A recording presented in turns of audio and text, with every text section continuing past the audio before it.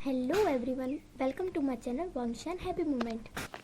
तो last part में हमने देखा था कि निहा संग वी को बहुत ज़्यादा चिढ़ाता है, उसे बहुत टीज कर रहा था। और फिर निहा संग वी से कहता है कि वो बाहर स्टडी करना चाहता है। तो अब हम इससे आगे स्टार्ट करते हैं। तो वी कहता है कि उसका अभी तो कोई ख़ास प्लान नहीं है। वी कहता है कि अभी मेरा कोई ख़ास प्लान नहीं है, लेकिन मैं कहीं बाहर जाकर पढ़ाई तो करना चाहूँगा, क्योंकि चाइना में मेरा सब्जेक्ट काफ़ी कम है। आर्ट एग्जीबिशन के लिए बाहर की सिटी में बहुत सारा नॉलेज मिलता है, इसलिए बाहर की कंट्री में मैं जाना चाहूँगा। तो नियसन कहता है अकेले जाना चाहोगे, या फिर वी कहता है या फिर क्या? तो नियसन कहता है कुछ नहीं। ऐसे ही कुछ दिन बीतते हैं और अब हम ईबो के बारे में बात करते हैं, मतलब वांगजी के बारे में। तो हमें वांगजी की तरफ दिखाते हैं कि वांगजी अपने घर में अपने रूम में बैठा है और वो एक हैंकी को देख रहा है। वांगजी उसी हैंकी को देख रहा था जो वी ने उसे दिया था। वांगजी को ये नहीं पता था कि वो हैंकी उसे किसने दिया है। वांगजी उस हैंकी को देखता है जिस पर चाइनीज़ में लिखा था चैन किंग डिंग, जिसका मतलब था जिसे मन चाहे। वांगजी जब इसे पढ़ता है तो उसे बहुत हंसी आ जाती है, उसके फेस पर एक छोटी सी स्माइल आ जाती है। फिर वो सोचता है कि ये कितना ब्यूटीफुल वर्ड है और वो भी कितना ब्यूटीफुल होगा शायद से।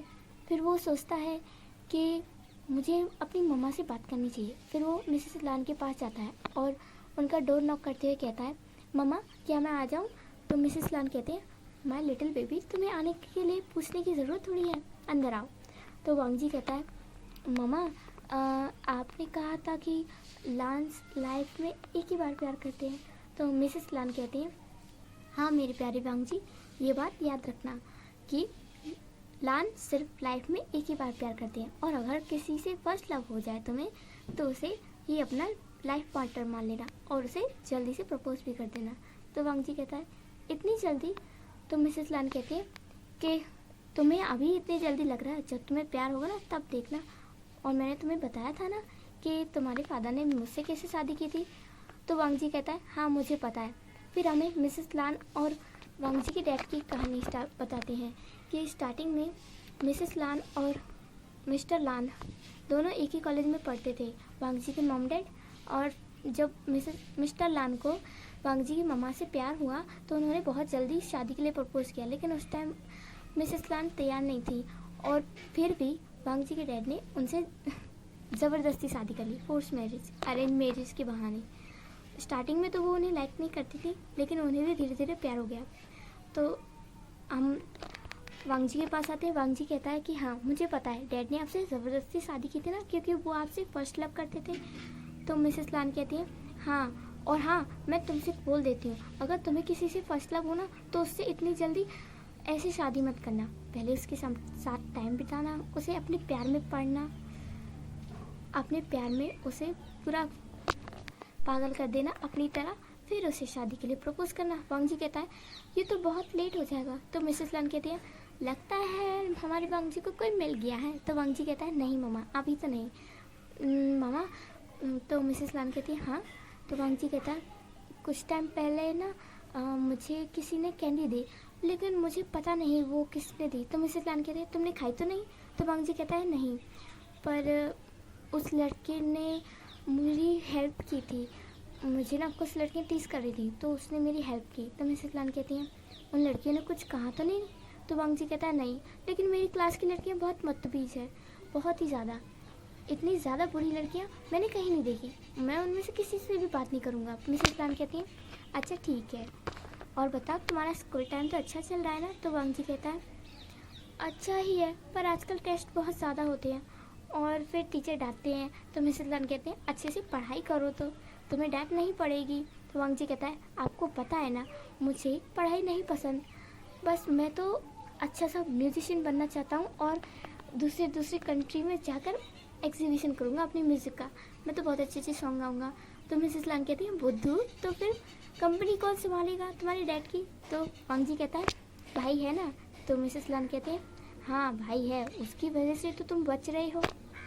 तो फिर ऐसे ही वो दोनों मस्ती करते हैं और वांगजी फिर अपने कमरे में जाता है और अपने एक डोर में उस हैंकी को रख देता है और सोचने लगता है कि वो कौन सा लड़का था।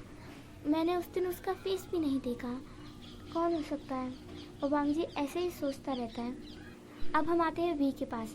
वी आज घर में अकेला था और मिसेस लान थी घर में, क्योंकि नीहा सांग और जियान चेंग दोनों ही पार्क गए थे घूमने के लिए। लेकिन वी को कुछ काम था, इसलिए वो घर पर ही रुक गया।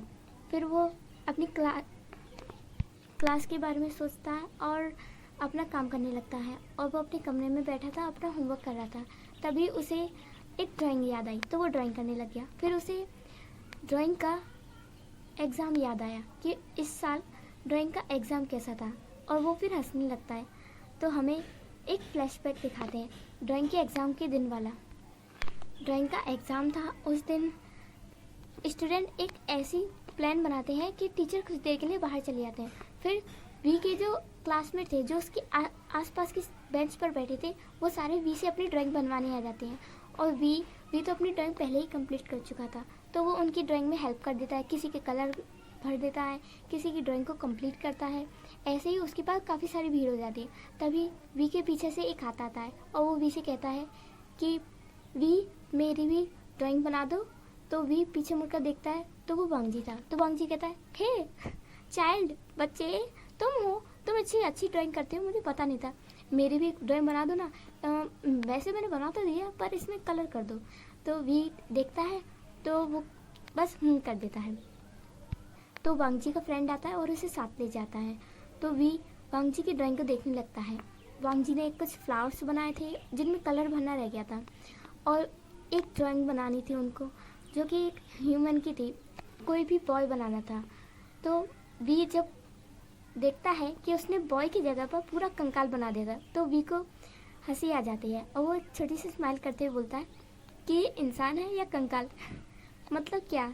वी को हंसी आ जाती है कि उसने वांग जी ने जो ड्राइंग बनाई थी उसमें उसने बॉडी तो बना दी थी, पर उसमें वो बिल्कुल कंकाल जैसी लग रही थी। तो वी उस ड्राइंग को ठीक करता है, स्केचिंग। फिर वो कलर भरने लगता है। तभी एक और लड़का आता है और कहता है, वी तुम्हारे पास वांग जी के नोट है।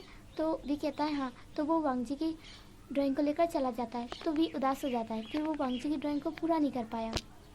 फिर वी अपनी ड्राइंग को देखता है तो वी की ड्राइंग थोड़ी सी अधूरी रह गई थी, तो वी फिर उसे बनाने लगता है। अब हमारा फ्लैशबैक ख़त्म होता है। अब हम वहीं आते जाते हैं। तो वी उस बात को याद कर रहा था ड्राइंग के एग्ज़ाम वाले दिन, और ऐसा उसके साथ हर बार होता था। तो वी हंसने लगता है और कहता है कि वांग जी भी ना ड्राइंग में थोड़ा सा कम है, फीका है। और वो फिर बहुत हंसने लगता है। तभी उसे मैडम यू की आवाज़ आती है। मैडम यू बहुत ही गुस्से में वी को आवाज़ दे रही थी। वो चिल्ला रही थी, वी कामचोर कहीं के, कहाँ गए, जल्दी से आओ। तो वी डरते हुए जाता है और कहता है, हाँ मैडम यू, मैं बस आ ही रहा था। तो मैडम यू कहते हैं, तुम कामचोर कहीं के, एक तो पता नहीं क्या करते रहते हो अकेले अकेले उस कमरे में, कहीं कुछ प्लानिंग वगैरह तो नहीं कर रहे हो कि इस घर को लूट कर चले जाओ अकेले में और हमें बर्बाद कर दोगे। तो भी कहता है, मैडम यू आप मेरे बारे में ऐसा क्यों सोचती हैं। तो मैडम यू कहती है कि सोचूं ना तो क्या करूं, ना तो तुम्हारे घर का पता है, ना तुम्हारे बाप का, कौन हो तुम, कहाँ से आए हो, और ऊपर से हमारे माथे पर पड़े हुए। तो भी उदास हो जाता है और वो कहता है, मॉम। मैडम ये गुस्से में कहते हैं, मैं तुम्हारी मॉम नहीं हूँ, कितनी बार कहा है मुझे मैडम बोला करो। तो भी कहता है, यस मैडम यू, क्या काम है। तो मैडम ये कहती, अभी काम क्यों पूछ रहे हो, जाओ किचन में सफाई करो और मेरे लिए जल्दी से खाना बनाओ। भी कहता है कि मैंने सुबह ब्रेकफास्ट बनाया तो था।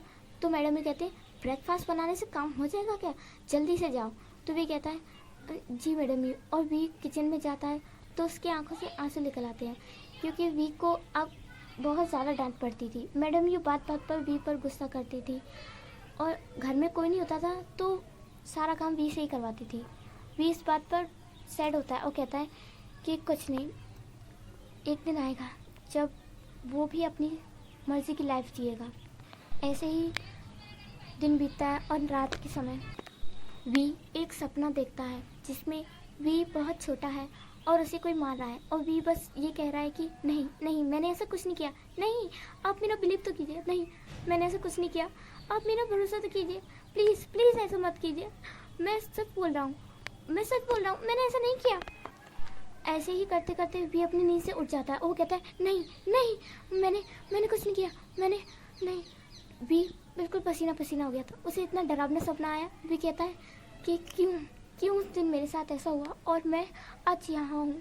वी फिर रोने लगता है और वो बहुत रोता है और फिर वो सोचता है, अपने आंसुओं को पोंछते हुए कहता है कि गॉड ने कुछ ना कुछ सोच कर ही मुझे यहाँ भेजा होगा, मुझे वहाँ से निकाला और यहाँ लाए।